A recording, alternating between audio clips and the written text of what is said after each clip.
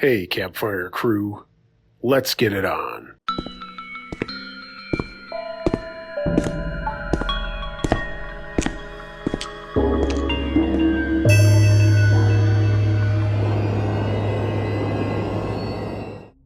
The time I almost got kidnapped by Haven Hale. This is my mom's story. She finally felt like she wanted to share it with the world, even though she's always tried to forget it. She narrated the story to me so I could share it with you, and I hope you like it. This happened to me in the early 80s, when I was about 14 or 15 years old. I lived on a quiet street in the suburbs of my city, in a small place you wouldn't call the countryside, but close. I lived in a Spanish island of the Atlantic Ocean. It was known locally back then that little girls started disappearing more often, but it wasn't yet a topic of conversation between the towns and neighborhoods. Most of my friends lived in the city, so I would often take the bus to go meet them. That day, at around 5 or 6 p.m., I decided to start walking to the bus stop since I was going to meet my friend that evening. The bus stop wasn't actually that far from my house, maybe half a mile in distance. It was located on a quiet street with few cars or people around, and lined with old street lamps that flickered even in the daylight. I had taken that route so many times that I didn't really think anything of it. When I got there, the street was dead and had no cars or anybody to be seen, so I just stood for a few minutes waiting for the bus. A while later, a van slowly approached my direction and started slowing down right next to the bus stop. I didn't think much of it, like maybe they were just parking or looking for something. But then 2 men got out and started walking towards me. One of them looked normal enough, but the other man caught my attention because his face was kind of deformed, with one hollow eye socket where his left eye should have been. His other eye locked onto mine, and the intensity of his gaze made me freeze on the spot. Before I could even process what was happening, they had a hold of me. One grabbed my arm with a grip so tight it felt like my bones were going to snap, and the other wrapped his arm around my waist, dragging me towards the van. Neither of them said a word, although to be honest, their silence was worse than anything they could have said. I started screaming and kicking as hard as I could, but there was literally nobody around. I remember I even started yelling, "Fire! Fire!" since my mom had told me it was like a code for people who were getting abducted. It was a horrible feeling seeing myself getting pulled closer to that van, knowing I couldn't do anything to avoid it. They shoved me into the van, and as I landed on the floor, I saw a third man with a bandana covering his face, and a Doberman pinscher that was staring at me with a disgustingly creepy face that still haunts me to this day. It was at that moment that I started to think that no one would help me or even hear me at all. I started struggling and fighting back, and I kind of managed to get them off of me for a second, but they kept grabbing at me and pulled me back in. I remember a distinctive metallic smell inside the van, like rust or maybe blood. I felt like probably the luckiest person on earth when, out of nowhere, my older brother showed up. He didn't live with us at the time, so coincidentally, he was probably visiting for that day. I don't really remember why he was there. He started yelling and throwing punches at the men, and in the struggle, they let go of me, and I managed to pull myself free and back away. The men all seemed to be caught off guard, and after a few seconds of fighting, they ran back to their van, slammed the doors, and sped off. Right after that moment, we ran home and I started crying in desperation. The walk home was hard since my legs were shaking nonstop. I felt overwhelmed and couldn't really process what had just happened to me. People who have experienced something similar to this know how shocked and paranoid you start feeling after that. We reported everything to the police later that night, but they didn't do much. Things like this weren't taken very seriously back then. But to those men, let's never, ever meet again.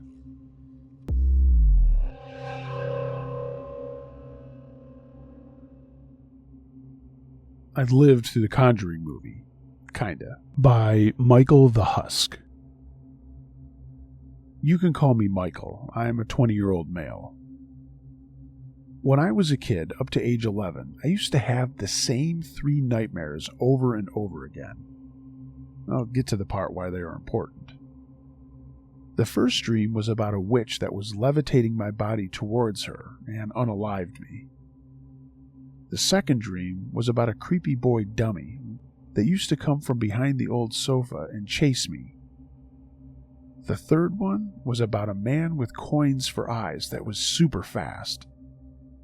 I would try running away from him on the pathway to my house that only leads to my house, and he would kind of put me in slow motion to the point where I wasn't making any progress in running away.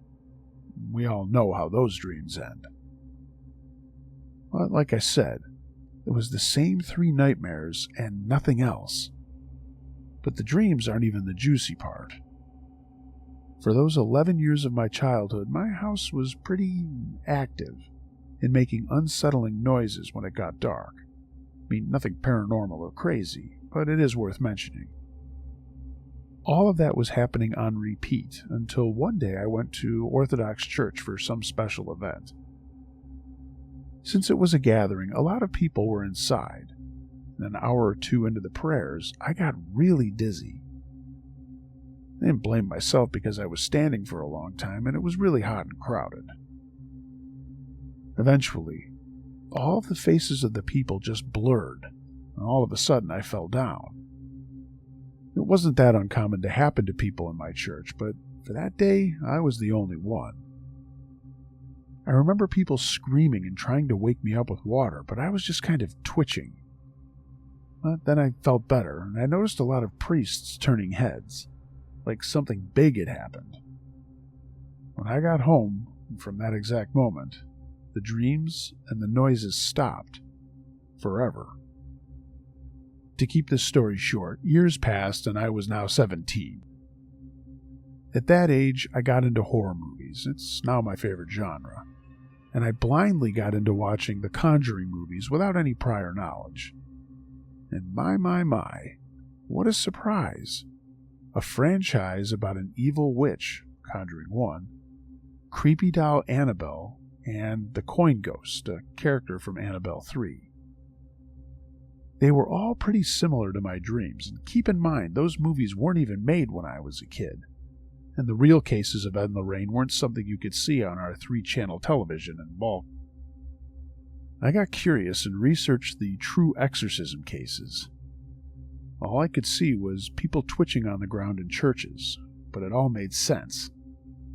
The priests, the way they were looking at me, I think they thought they performed a sudden exorcism on me with their regular prayers. Now, I don't believe I was possessed. I had a normal childhood, and true, the noises and nightmares stopped that day. But I don't believe something was so serious happening, and obviously I don't wish to think that way. I'm 20 now, and those vivid nightmares didn't make a return, nor did the noises.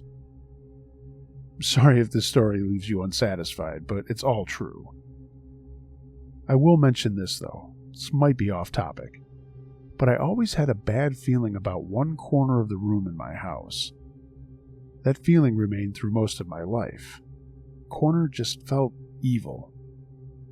Today, my bedroom is relocated there, and I sleep with my head positioned in that exact corner. I hope I'm not a fortune teller. Yeah, fun times.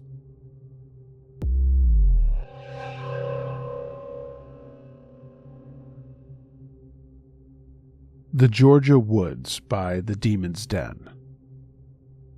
Everything is scary when you're young, but for me, the woods held a whole new level of fear. When I was in 3rd grade, right when school let out for summer vacation, my grandma took my older brother and I to Georgia to visit my uncle and his husband. I'd only met my uncle a few times before this, but he was always the best. Whenever I saw him, he always had $20 for me and always took us out to Cece's Pizza. That summer was going to be one to remember. He said we were hitting up Disney World, Universal Studios, and SeaWorld, and we would be staying at his home till we got everything settled. As a kid, I thought that was without a doubt going to be the best summer of my life. I mean, with so much fun on the horizon, I never thought anything scary would happen. School let out on May 25th, and we were all at his home by May 30th. Driving from the airport to his home was so much different than driving through El Paso. There were trees everywhere, and it seemed to get darker the further we drove in, despite it being like 2 in the afternoon. His home was in a cul-de-sac surrounded by thick woods. When we pulled into his driveway, I noticed there was a small creek that split the property between him and his neighbor. It was really nice looking, but eerie at the same time. We entered his home through his living room. It was all wood-paneled and almost looked like we were walking into a luxury cabin. Upstairs was nice, with all the bedrooms and the kitchen and the other living room. He also had a lot of big windows so you could see the woods from almost anywhere upstairs. Now, it was super hot outside and my uncle's house was cooled down, but I was chilly. Like I wanted to stay outside and warm up after I walked in. When I walked upstairs, though, it was way warmer, so I just thought his air conditioner was downstairs. After he showed us around, I started to unpack my stuff in my cousin's room. We would be sharing a room, but I saw it as a slumber party every night. While unpacking, I got cold again, like goosebumps all over my thighs and arms. I put my stuff down and walked to go outside, but right when I walked out of her room, I was warmed up again. I chalked it up to the place having a good air conditioner. Our first night there was when it all started. We had just had dinner while my grandma and cousin went out to get ice cream for dessert. My uncle made hamburger helper and ordered a few pizzas. It was one of the best dinners I'd had in a while. Then we all sat in the downstairs living room to watch a goofy movie. I managed to stay awake the whole movie, but succumbed to my food coma when they started up Homeward Bound. I crashed out on the couch and they had covered me up and let me sleep there for the night. When I woke up later, everything was pitch black downstairs. I looked around with my eyes adjusted and saw a faint light from the TV. My vision was still a little blurry, but it looked like a column of faint light right in front of the TV. I stood up and my eyes were mostly adjusted, but the column of light was still there. The longer I looked at it, the more it started to look like the faint outline of a person. I didn't know what was going on and was wondering where this light was coming from. So I walked toward it and reached my arm out. My head was in this light, and it was like someone turned on the air conditioner again. I was freezing and goosebumps ran up my arm. I pulled my arm back and stepped back. And then something happened that made me run upstairs. The light started getting closer to me. I stepped back and ended up plopping down on the couch behind me while this thing got closer. I ended up climbing over the couch and running upstairs to my cousin's room, and I got under the covers with them.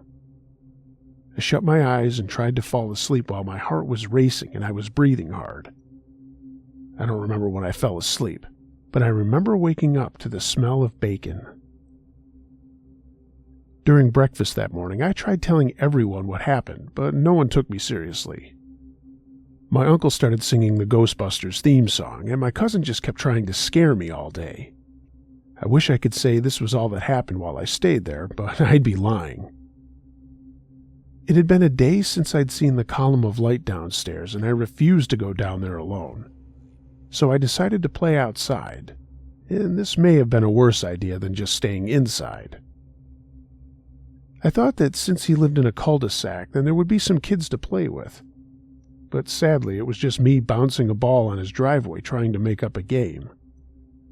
I invited my brother to play, but all he wanted to do was watch Digimon. So I was sitting out there, that loud buzz of bugs in the trees surrounding me in the forest jungle, and I was about to head inside. Then I heard a crunch behind me, like someone walking through the leaves. I turned around, but there was nothing and no one was there. Just the forest wall and that small creek next to my uncle's driveway. I stared at the direction of where the sound came from for a second before I set the ball down and ventured closer. I walked past the first tree and my feet crunched the leaves and fallen pine needles. I thought that was the sound that I had just heard a second ago, and I took another look around before I started heading in further. The creak sounds got louder as I got closer to it, and when I looked back, my uncle's house seemed to be getting darker. I mean, it makes sense, though. It was blanketed by pine trees. I kept walking until I was looking at this small, flowing creek. Being from El Paso, the closest I came to something like this was a flooded street, so it was like a storybook fantasy for me to see it in real life. I started picking up rocks and sticks and tossing them into the water, making small splashes and watching the sticks flow downstream. That's when I heard another splash. And it wasn't me, I was out of rocks. I looked to my right, and I thought I saw something go behind a tree. I stayed still, but I called out, "Hey, is anyone there?" No answer. Then I heard it again, that crunch of the forest floor, but now it sounded closer, like whatever made that sound earlier was coming up on me. I knew I was close to my uncle's house, and I'd be able to run back if anything happened, so I walked closer to the sound that I'd heard. I stopped at a tree, and I thought I saw something hiding behind it. I held my breath and looked behind. Nothing was there. No footprints, no rocks, just nothing. I exhaled, and that knot in my stomach loosened, but when I looked up, I saw something I really wish I hadn't. I saw what looked like a tall shadow just barely peeking from around a tree in front of me. The thing's head was almost scraping the high branches while it peeked at me. I didn't see any distinct figures on this figure. It was just super tall, and its head looked long, kind of like those aliens from the movie Alien. Then I heard the ground crunching again. The thing had moved and was getting closer. Its position changed. Before it was just peeking at me. Now it was full-on staring, and it looked like it was hugging the tree it was behind. The knot in my stomach tightened, and I turned around to run back inside. As I ran, I heard other footsteps like I was being chased, and I let out a scream while tears started to stream down my cheeks. I made it to the concrete of my uncle's driveway, and then I tripped. I did scrape my knees up pretty good, but I got up and ran inside, slamming the door behind me. I was a tear-soaked, booger-lipped mess when I tried to tell everyone what I saw. While my uncle cleaned me up and calmed me down, I tried telling him, but he shrugged it off and said, "It must have been a deer." I screamed that it wasn't a deer, but he just wiped my face off with a warm washcloth and told me I should just play inside. I stayed inside the rest of the day, but I kept peeking out of the windows to see if I could see anything. It all looked the same as it looked before, except down by the driveway where you could see a dirty spot where I fell, a small spot with mud and leaves. After dinner that night, my uncle sat outside with his husband on their patio. Fireflies danced around them while I stayed peeking from the sliding glass door. I stared into the pitch-black forest, scanning the trees to see if I could see what had scared me. I heard the sound again, that sound of something stepping on the forest floor. I interrupted and shushed up my uncles and told them to listen. To my surprise, they heard something too, only they thought it was another deer. I went inside and headed up to my cousin's room, staring out the window till I fell asleep. I don't know what I saw that day, but thank God I didn't stay at that house much longer. When the weekend hit, we were already on our way to the dream vacation. I still got teased by my brother and my cousin, the whole trip though.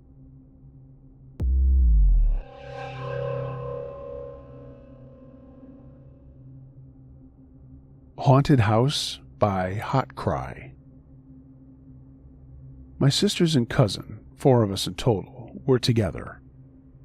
It was around 2:50 a.m. when we got up too fast since it was the month of fasting. We came back downstairs around 3 a.m., though I don't remember the exact time. I just know it was sometime after 3. Anyway, my sister and I shared a room, and since my cousin was staying with us during the month of fasting, she slept in our room. We had 2 beds, mine and my sister's, and my cousin slept in my sister's bed. My other sister had her own room. For context, from my sister's bed, you could see the hallway leading to the living room. When it got dark, it got really scary. So we came back downstairs, and I sat on my bed while my cousin and sister sat on my sister's bed. Suddenly, my cousin started talking about ghosts, and naturally, I got scared. I told her to stop countless times, but she wouldn't listen. Then, she decided to say something about somebody being under my bed. We had watched horror films before going to bed, and of course, I got so scared that I jumped over to my sister's bed. My other sister, hearing the commotion, came to our room. My cousin scared her too, and she also ran to my sister's bed, and we all sat there joking, laughing, and whispering, trying not to be too loud because of our parents. While we were laughing and quietly telling each other to be quiet, I heard a knock. It went. We all froze. My cousin acknowledged it first and asked if we all heard it. We did. Every one of us. I don't know how long we sat there, huddled together in the corner of my sister's bed, totally scared. But then, my cousin and my other sister, the one from her own room, both said that they had just seen a girl. A short girl in white clothes with hair covering her face, running from the hallway to the living room. I told them to stop messing around and that it wasn't funny, but they both swore up and down that they had seen her. They described the same thing, and I felt chills all over my body. My other sister and I hadn't seen anything, so it was crazy to me that they both claimed to have seen the same thing. I don't know how we managed to sleep at all that night, but we did. Fast forward a couple of days. It was nighttime and I was getting ready for bed. I was in the bathroom brushing my teeth with the bathroom door open. While brushing, I looked at myself in the mirror and saw the door slowly closing behind me. At first, I thought the mirror was playing tricks on me, so I turned to check, and the door really was closing. I stared in horror as it slowly shut. With my toothbrush still in my mouth, I ran out of the bathroom, shaking and crying. My other sister ran out of her room too, and I ran into mine where my cousin and sister were. I couldn't even speak because of the toothpaste in my mouth, so I just stood there shaking with tears streaming down my face. I grabbed a water bottle to spit in because I wasn't about to go back into that bathroom. When I explained what had happened, my other sister said I was lying. I swore I was serious, and then she said, "Well, that's crazy, because when I saw you running out of the bathroom, I saw that little girl running to the living room." I got chills all over again and started crying even more. I mean, the whole thing was just so terrifying. This all started when my aunt was staying at our house. She had had a big chunk of her hair cut off and decided to keep it, and we all thought it was weird, but she eventually put it under her bed. One night, she woke up to use the bathroom. Mind you, we were all asleep. She locked the bathroom door, but while she was sitting there, she heard urgent knocking. Then, as she was about to wash up, someone started rattling the doorknob, and the lock snapped open. After that, everything stopped. She didn't think much of it, assuming it was one of us, but when she came out, she checked on all of us and saw that we were asleep. After she told us about this, the little girl started appearing. There was another moment when I was lying in bed scrolling on my phone. It was around 3 a.m. again. I was so exhausted that I put my phone down, turned to my side, and closed my eyes. I hadn't fallen fully asleep, but I felt someone push my shoulder so hard that I landed on my back. I was too tired to think much of it and just went back to sleep, and that happened twice. Once that night, and again on another.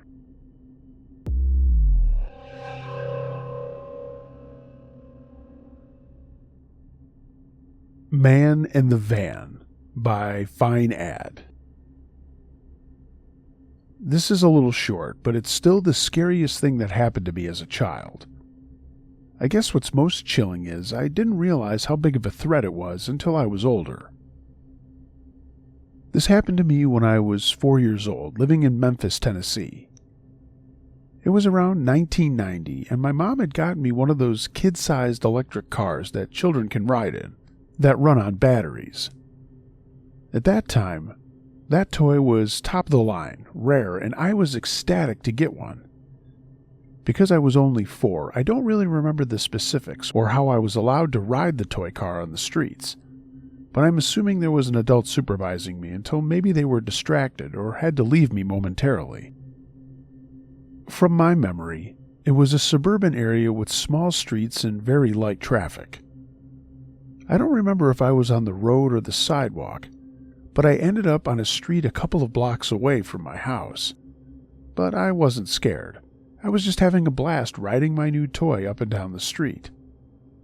And then I remember a white van that came to a stop right next to me, and a man leaned out the window and smiled at me.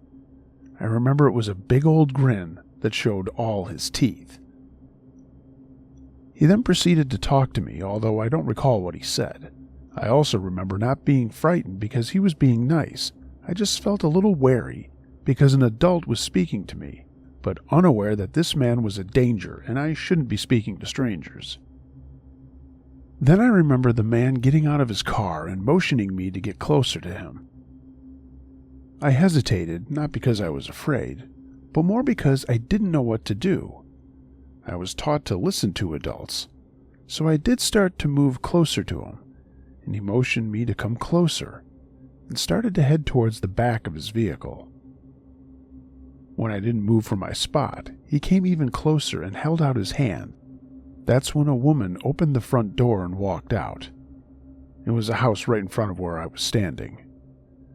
I don't think the woman's intention was to save me from this stranger. I think she just happened to leave her house right then. Suddenly, I noticed the stranger head back to the driver's door, close it, and speed off. Honestly, I didn't think much of it because at that age, I never registered it as a threat. I just got back in my toy car and drove back to my house, and I never told anyone in my family. Now, as an adult, whenever my mind wanders to that day, I get shivers down my back. I think about that random woman who probably saved my life just by walking out her front door, or how different my life would be, or if I'd even still be alive. I can't imagine what that man would have done to me if he was able to kidnap me, but I have no doubt that was his intention. As a child, you're afraid because you don't know the horrors that await you. As an adult, you're terrified because you do. To the man in the van, let's not meet again, ever.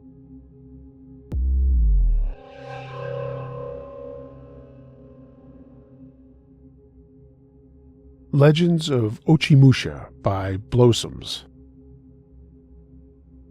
First, I should explain.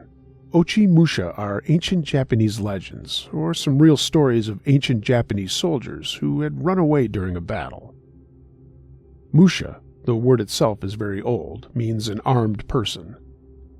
You can imagine a samurai guy wearing a suit of traditional Japanese armor, dirty looking, with a broken spear or holding a Japanese sword with no sheath. Those are usually how people will describe an Ochimusha. They're not traditionally considered as heroes or cool people like some unprofessional novels or cartoons will describe. Also, I'm not talking about the famous Heike legend because it's still considered very complicated, because it will link to the Japanese emperor families. I don't want to be too political. So my friend and I were together, planning to go out to Hokkaido to feel the summer heat around Honshu or even Kyushu, the southern island, where famous cities like Fukuoka and Nagasaki are. "Hey, Ryujin, are you sure you want to go to Arashiyama at Kyoto?" asked my friend. "Why not? There's a very beautiful temple there that I wanted to visit, and we can dress like ancient people in kimono near the temple. Don't you want to do something like that, Aya? I asked my friend back. She shook her head and made a "we are not talking about that" face. So, not Kyoto? I asked again. She said, well, I came from a family which ran away from Kyoto because of some political problems. She went on. My ancestors belonged to a famous shogun. I'm blurring some of that for privacy for my friend. She said that they had a similar family name, but said it in a tone like it was normal that anyone would notice about all that background. So I said, your ancestors? How does it link to you? I was asking in a way that I was expecting something kind of superstitious. Yeah, Aya, my friend's family's background is from one of the Ochimusha legends. Not as great as the Emperor's family, but they belonged to some high-class samurai who later ran away because he didn't want to battle anymore. Legend says that their ancestors were chased by the shogun's soldiers. The old capital used to be Kyoto, so from the capital city they had all run all over the north and to the south. Most people who ran to the south died because there were already some soldiers waiting for them. Others who ran to the north were either caught later or settled around which is now Akita. But enough history, back to my story. My friend said, very superstitiously, in this legend, the family of the shogun still hated our family, and they still seem to find us in spiritual ways, like I may someday meet an unfortunate accident. I was dumbfounded, and I said, hey, no one even remembers where my ancestors lived. We don't even have any records that go back that far. But again, studying about Ochimusha, I kind of started to change my mind a bit and respected my friend's beliefs. So I said again, Aya, you still haven't been to Kyoto in your life? I could not give up on the idea of wanting to go to Kyoto with her. She replied, well, I wanted to go, but somehow it always ends up being postponed or canceled for strange reasons. Last time when you went camping with Brian, I met my friend too and planned to go to Kyoto that month. But weeks later, her aunt died and we needed to cancel the trip. I didn't go by myself. I just didn't want anything to happen between us and disrespect her. After she said that, I went off to get some drinks because we'd been talking nonstop for a while. My friend knew that I would be fed up with her fuss, so somehow she managed to book 2 tickets to Shiga with quite a good ryokan, but no meals. We needed to go to a local supermarket to buy bento boxes to eat. Oh well. So I didn't notice until the day before when the ryokan called us to check in if we were still coming. I called my friend and said, Aya, I thought we were not going to Kansai. She said, no, we are not going to Kyoto, but we can go to Shiga, right? See, nothing's bad happened so far. As she replied, I could feel her big smile over the phone when the next day came. We were at the Kansai International Airport trying to find a train to go to our destination, and everything went smoothly. Only a couple of getting lost moments when you're in a new place. Most of you would know what I mean. We arrived mid-evening time and checked in. Aya, I asked in case she was holding on to anything, do you feel anything odd? She just looked at me and said, are you feeling things again like you always suddenly do? And I just said, you know what, forget it, never mind. That night after our bento box dinner, we went to a roof space of the ryokan. I'd heard that in the summertime they served beer up there, but they were only serving ice cream and soft drinks. We had a cup of vanilla ice cream each and a bottle of soda they call Ramoon, and I quite liked both of them. But suddenly, Aya fainted, and I had to carry her to a close-by bench. She woke up in my arms and was understandably lightheaded. But she pushed me away for no reason, and then walked off as if nothing happened. At first I thought she was playing a joke, so I continued to sit there and just drank my drink. I'll say it again, we were just drinking soft drinks, and she didn't have any kind of medicine that day. Oi, sokono monu, my friend said and pointed at me and spoke demandingly. What she was saying was, hey, the person there. I looked at her and made a what the fuck face. Kikeni noka. Can't you hear? She said that demandingly. Tobiro temo nioka. Should I jump off the roof? She said. I rushed over at her and covered her mouth because now she was shouting it and speaking it over and over. Should I jump? I quickly got her over to an elevator, and I said, "What is wrong with you?" She pushed me off again. Now she was rubbing her hand on her waist as if she was searching for something, and she fainted again when the elevator stopped at our floor. I just carried her to our room and never spoke about what happened. When she woke up, she had no memory of saying those things or threatening to jump off the roof. We stayed for 3 more nights, but nothing else special happened. So what do you guys think? Was that some kind of a possession of some sort? Or do you think that my friend was just playing a hard joke on me? After hearing about all those things that happened to her in the past with canceled trips and this crazy legend of the Ochimusha, I'm not really sure what I experienced.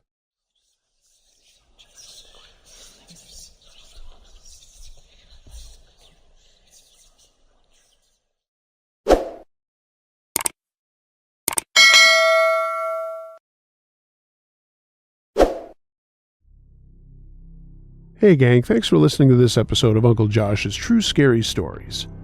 If you have a true scary story of any nature that you'd like me to narrate, send it to UncleJoshTrueScaryStories@gmail.com. I read them all. As we are now halfway through December, I'm looking for some scary holiday stories, and if you've got one, send it my way. I try to do a special every December around Christmas time, and I would love to do that again this year.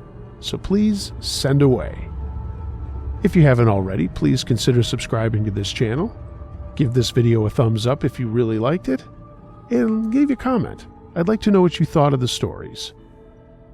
Follow me on social media, and of course, if you'd like to take your support of the channel even further, find a link to my Patreon page in the description, or consider purchasing some Uncle Josh or Campfire Crew merchandise.